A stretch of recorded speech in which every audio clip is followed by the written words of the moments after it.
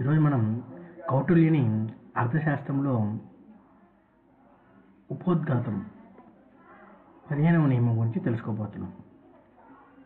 ఉపోద్ఘాతం నాటికి అర్థశాస్త్రం లేదనియు అది తర్వాతి కాలము నాటిదనియు వారి యూహ.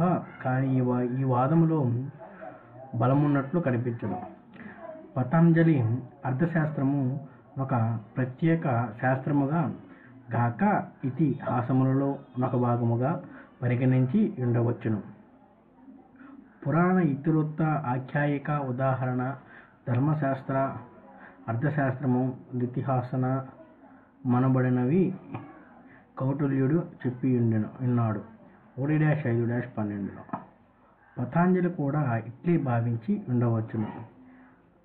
అత దత్తశాస్త్రమును పేర్కొనక పోయినంత మాత్రమున అకాల మంద అర్థశాస్త్ర గ్రంథములు లేవని చెప్పుట ప్రమాదకరము.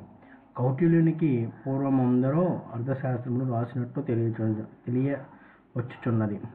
పతంజలి కాలము నాటికి అర్థశాస్త్రములే లేవని మన అంగీకరించిన ఎడల నటున తర్వాత 200 సంవత్సరములలో మానవ బృహస్పత్య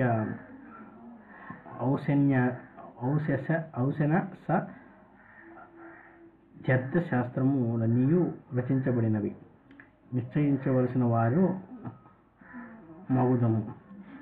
ఇంత స్వల్ప కాలములో ఈ శాస్త్రం ఎంత అధికముగా అభివృద్ధి గాంచగలిగి ఉండన కావున పతంజలికి పూర్వముకు కూడా అర్థశాస్త్రములు ఉన్నట్లే మానవ భావించవలెను. పతంజలి చంద్రగుప్త సభను పేర్కొనే గాని సభలలో నుండిన ప్రఖ్యాత పురుషులు నెవ్వరని పేర్కొనలేదు. కొందరినైనా పేర్కొని కౌటిల్యుని పేర్కొనక పోయిన ఎడల కౌటిల్య కాలమున నేడని ఊహించుట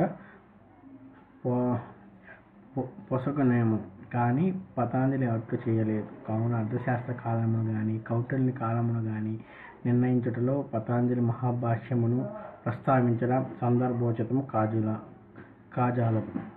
ఈ వర్గమునకు చెందిన విమర్శకులు మరియొక హేతువును కూడా చూపెట్టుచున్నారు. ఆది వాత్స్యాయనునికి అతడు రచించిన కామసూత్ర గ్రంథమునకు సంబంధించినట్టిది. వాత్స్యాయనుడు క్రీస్తు శకము 3వ శతాబ్దమునో 4వ శతాబ్దమునో ఉన్నట్టువాడు. అతనికి పూర్వమందుడెవ్వను కౌటిల్యుని అర్థశాస్త్రములో పరిచయం ఉన్నట్లు వారు కారు. పరిచయం ఉన్నట్లు వారిలో అతడే మొదటివాడు.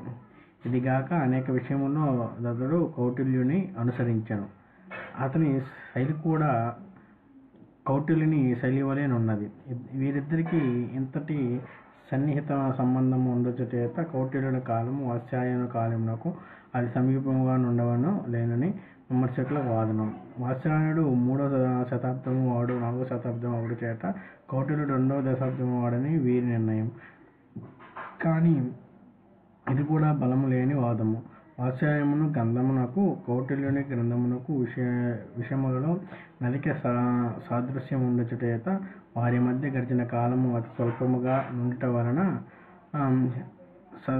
సహేతుకము కాజాలదు. వాత్స్యాయనుని కాలమునకు కౌటిల్య గ్రంథము మిక్కిలి ప్రాచీనము.